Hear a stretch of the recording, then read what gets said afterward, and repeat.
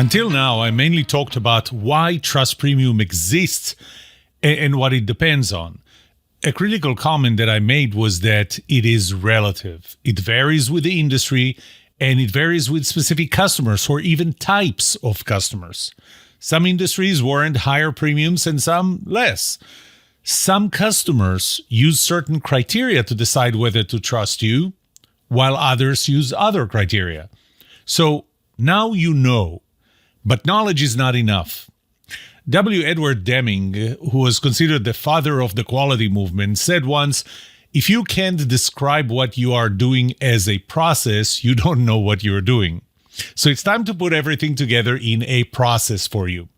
In this episode, I will take you through the process of identifying the highest trust premium in your industry, how to find out what behaviors you must change to get customers with higher trust premium, and how to keep your existing customers from switching to a competitor who offers a distrust discount just to take them away from you. And also how to use the trust habits process to form new habits that will change those old behaviors and build your trustworthiness that would reward you with the highest possible trust premium you can get. Right after this.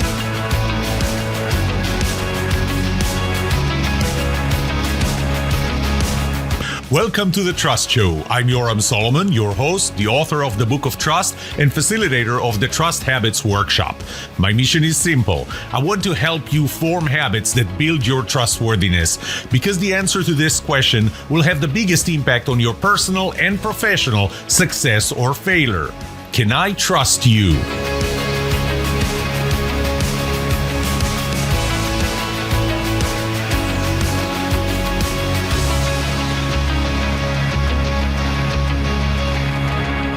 The process I'm going to take you through goes through three major phases or steps. And we're going to start with the first one. The first one is that you need to survey your own industry's trust preference and trust premium. Different industries have different trust preferences, different trust premiums, different behaviors, different contexts.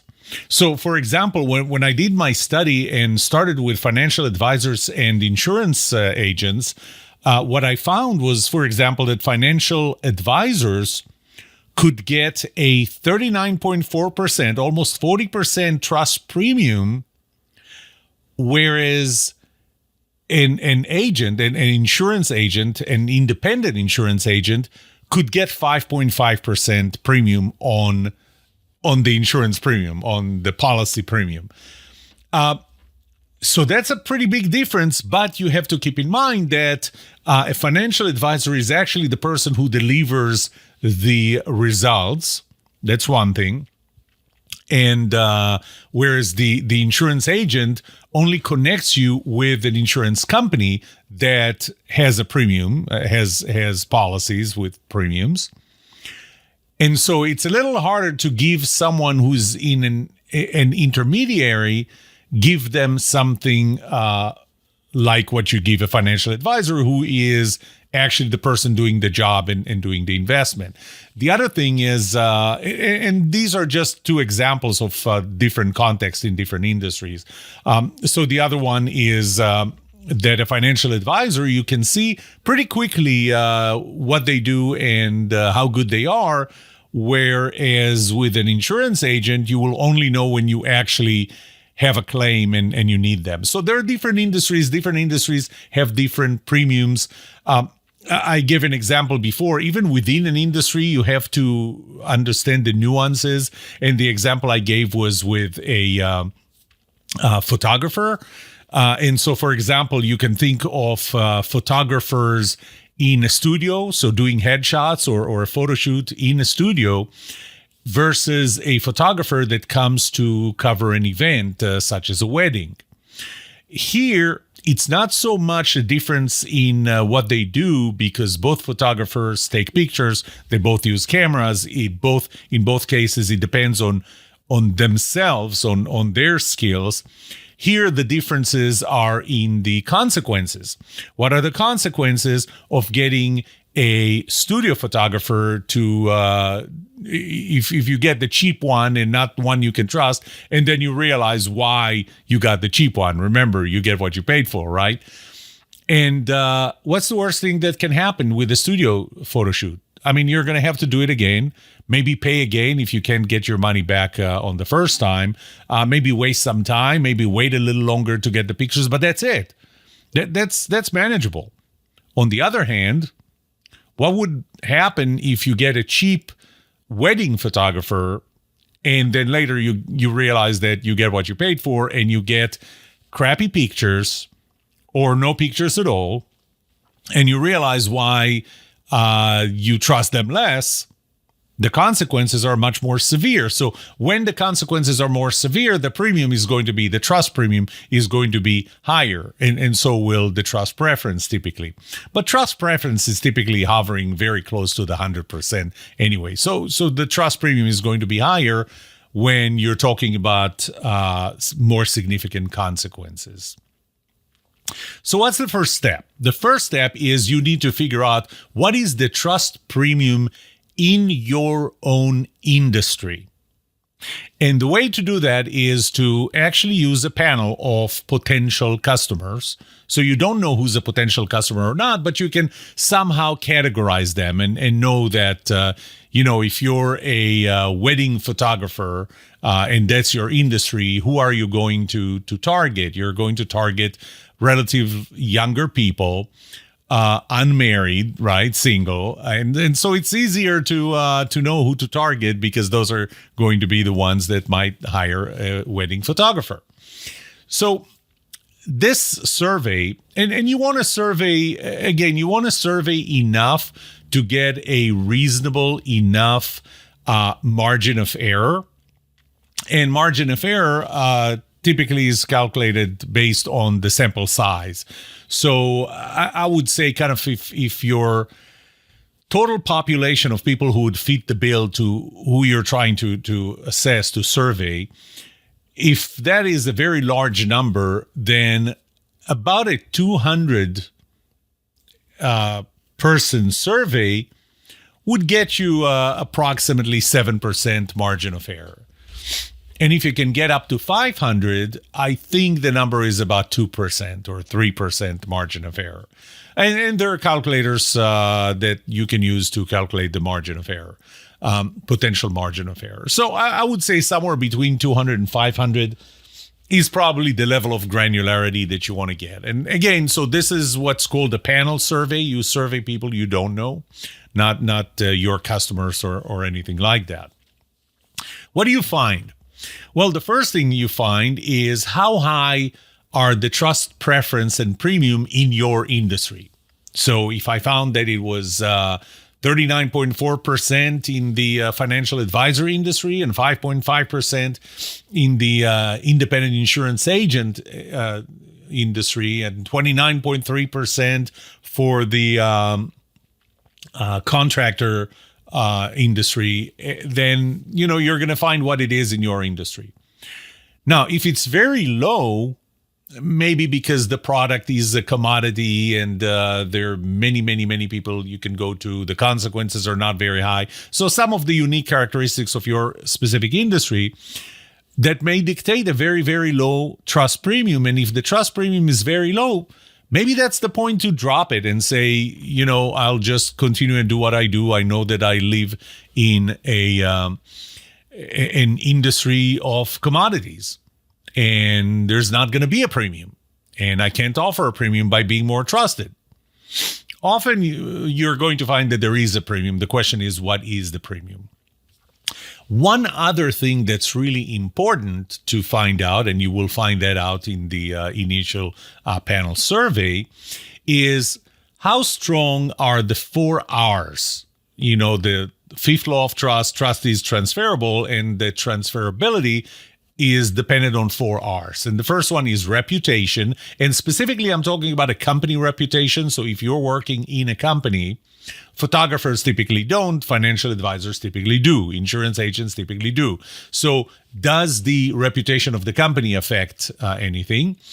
But then there are the other 3 R's. References. So Do new customers rely on references that you might provide them, that they check out of your previous customers? Recommendations. Will your customers, previous customers, on their own recommend you to people who trust them? And on the flip side of it, how likely are people who are potential customers to ask someone they know and trust whether they can provide a recommendation? And finally, reviews and ratings that are typically done online.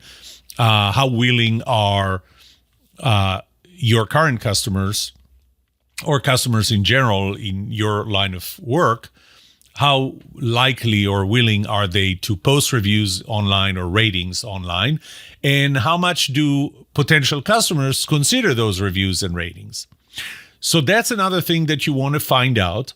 And the third thing you want to find out is, in your industry, what are the qualities, whether you're a salesperson, professional, or anything, you're selling something, what are the qualities that have the biggest impact on trust premium? And even what are the ones that have the least impact? But you want to kind of rank them.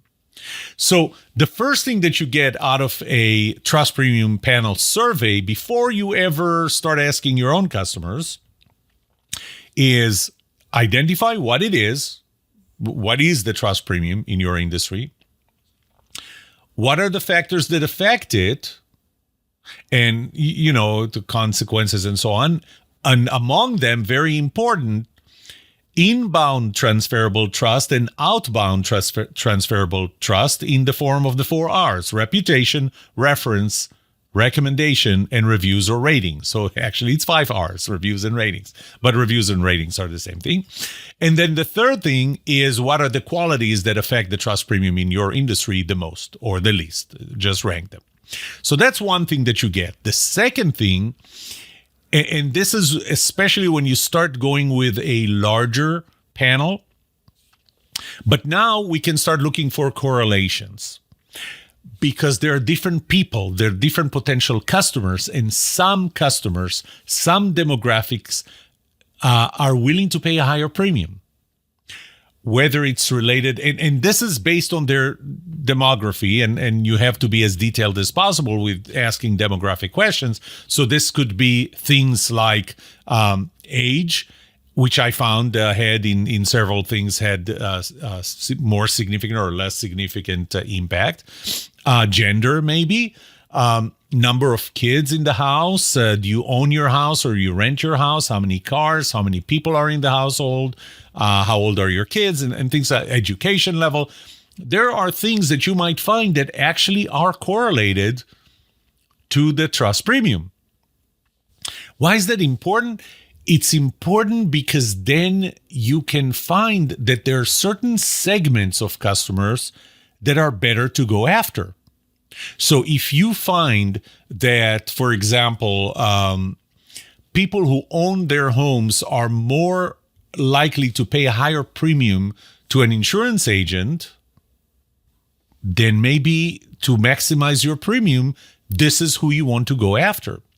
So the second very important part here is to segment the industry that you're in based on the correlation between demographics and trust premium.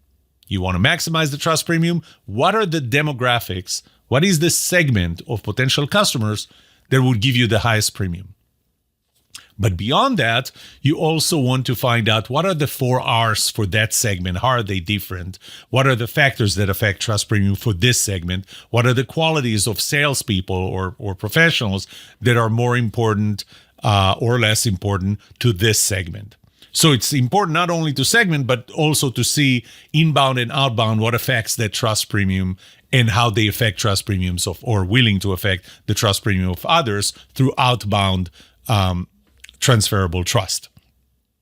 So I'll summarize step one. Step one is a survey of your industry. You want to find out what the maximum trust premium is. You want to find out what are the factors that affect it. You want to find out what are the qualities that are important, including the 4 Rs, the willingness to, or the reliance on inbound transferable trust and the willingness to provide outbound transferable trust.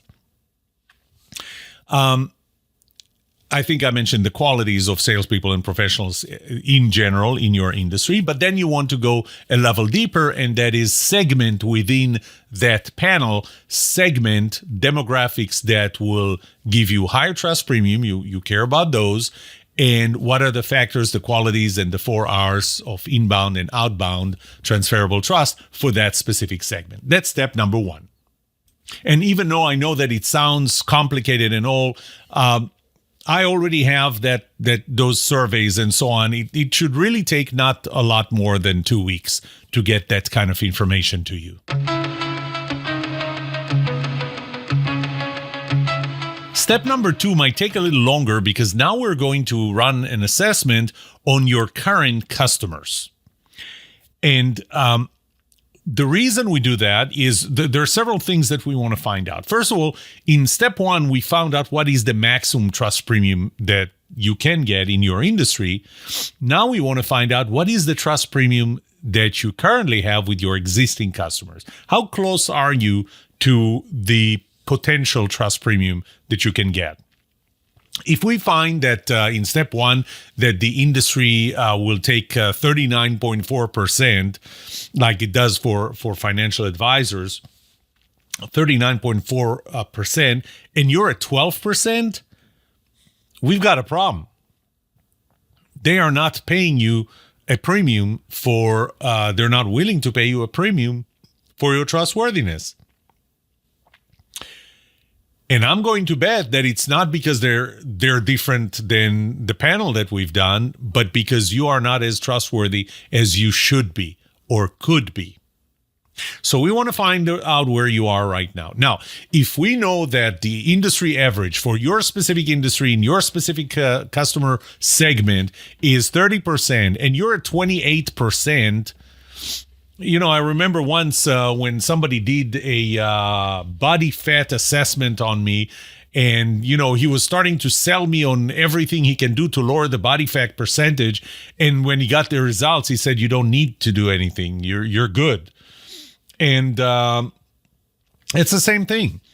If the trust premium is the potential trust premium that we did in step 1 is 30% and you're at 28, 27, you don't need to do anything really. I mean, just keep doing what you're doing. I mean, maybe what we need to do is understand what is it that you're doing that causes that trust premium to be that high, and just keep on doing it. This is, that I'm a big believer in.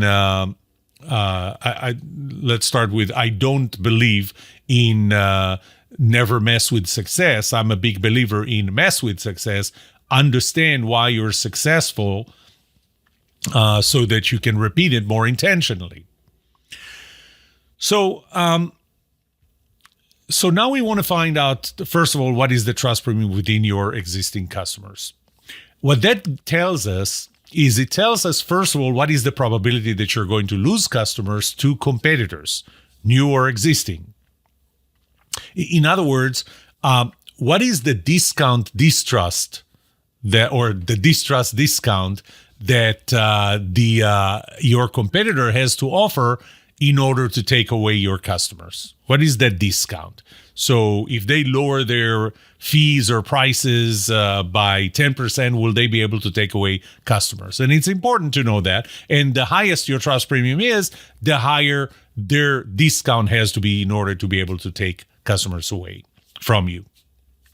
Third thing we want to find out is, how good is the transferable trust that they provide, that your current customers provide, the outbound transferable trust. We don't care much about the inbound transferable trust this time because they're already your customers.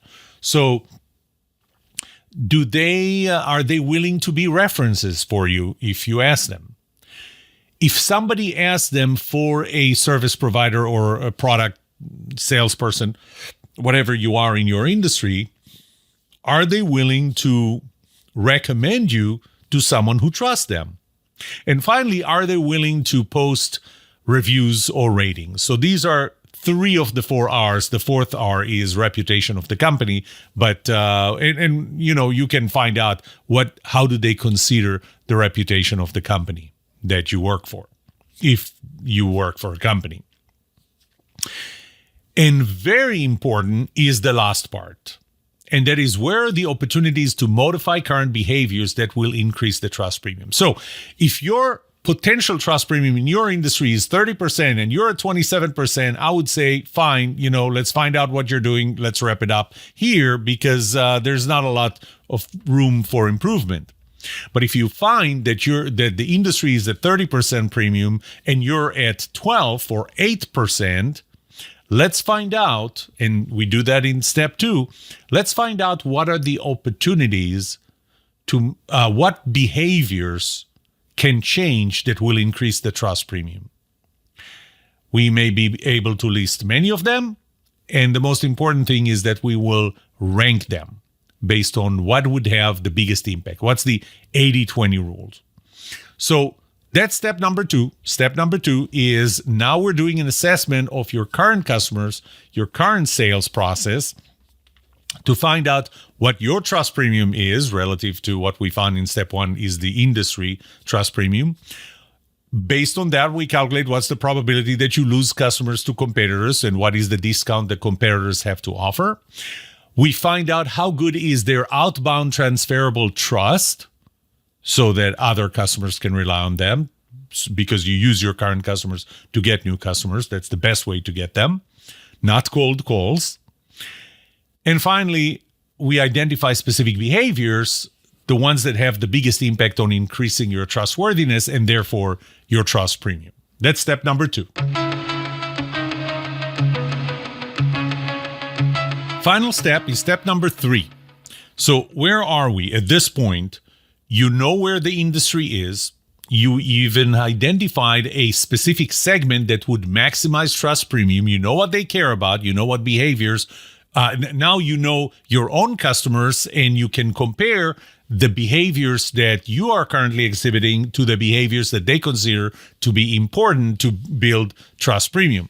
So now you know what behaviors you need to change. And it is time to change behaviors. And for that, I have another process that I call the trust habits process, but you have to do it twice. The trust habit process is a process that, to say it in simple term, it's a process to form new habits that change old behaviors and build your trustworthiness. And as a result, the trust premium that you will command in your market, in your industry.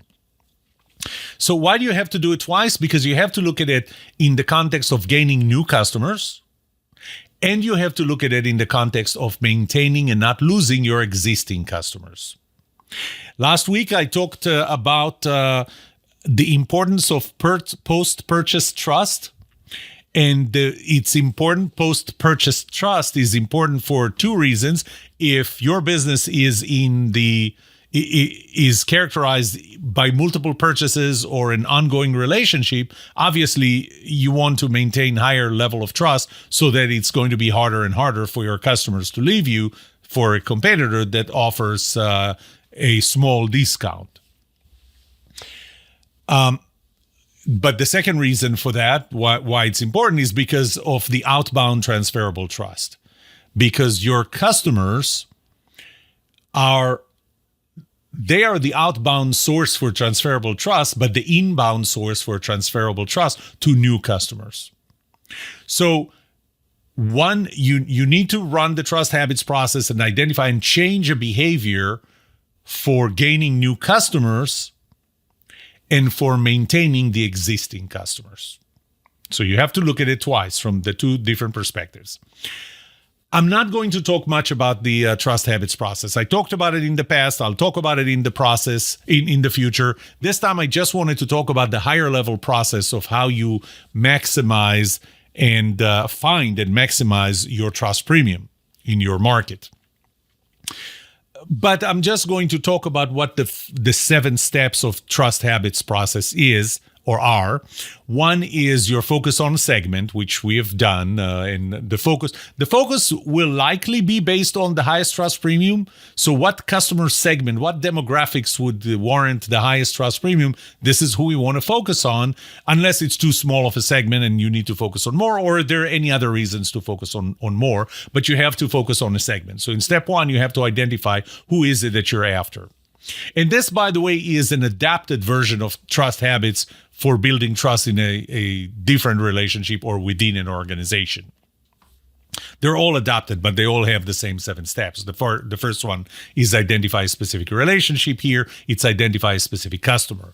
Number 2 is identify the behavior that comes across most of the time as holding you back from being more trusted and therefore from getting a higher trust premium.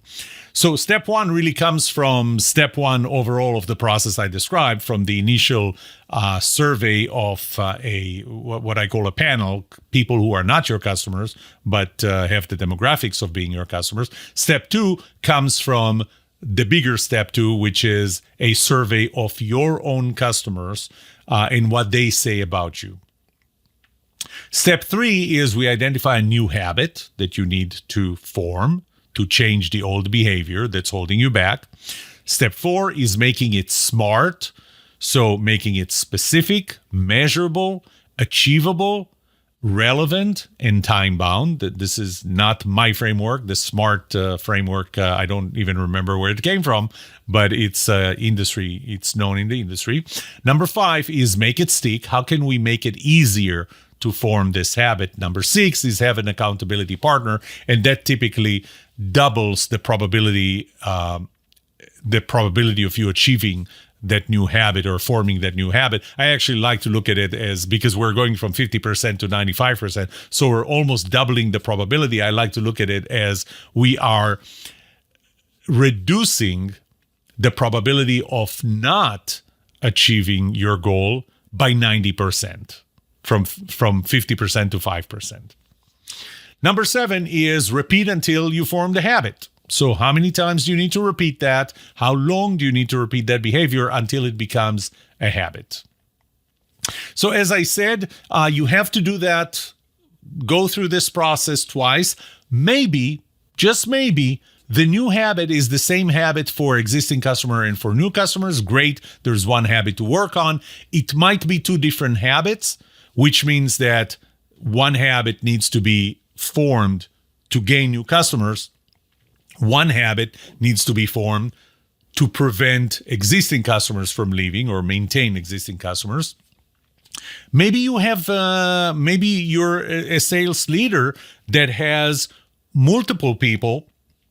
Some are focused on getting new customers. Others are focused on maintaining existing customers.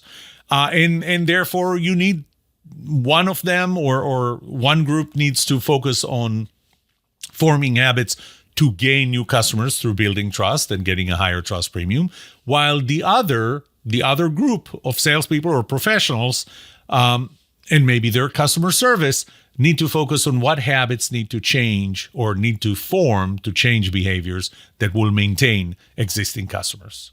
So that's step 3. These are the 3 steps. Let me summarize them again. In step 1, we need to find out what is the trust premium in your industry. And with that, a side product, so we want to find what the trust premium is. We also want to find out what are the factors that affect it. We want to find out how strong are the outbound and inbound transferable trust, the 4 R's of reputation, reference, recommendation, and reviews or ratings. And we want to find out what are the qualities that affect trust premium in that industry. But the side effect of it is that if we do a big enough panel, we will find that different segments within the panel, different demographics within the panel, within your target customers, tend to either have higher trust premiums or just different factors that affect it and different qualities that would affect your trustworthiness. And we want to know that so that it would help you focus on specific segments where the trust premium, either the trust premium is higher or it's easier to get there. In step 2, we are doing an assessment of your current customers because we want to find out, first of all, where are you in your current trust premium? So how easy it is for you to get new customers because you have such high trust premium, and how hard it is for your competitors to take your current customers away from you because you make it hard because you have a high trust premium.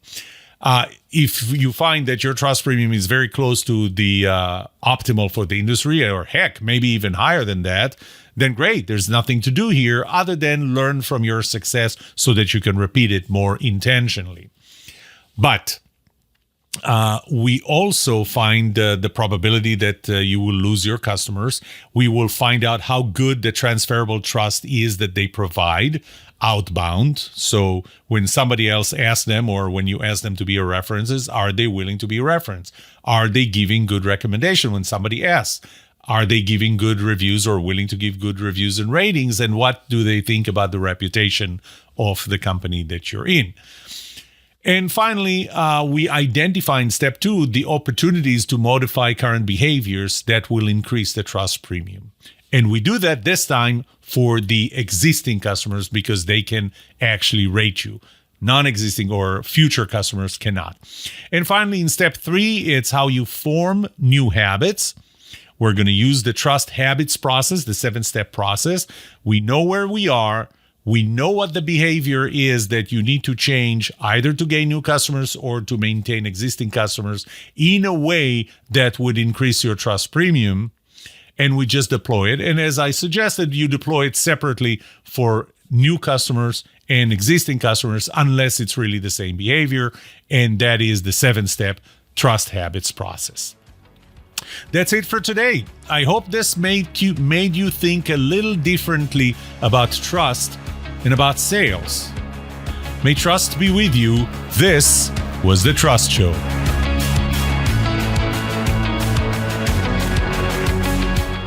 What would you like to know about trust and trustworthiness? Let me know and I'll answer it in a future episode. I would love to hear from you.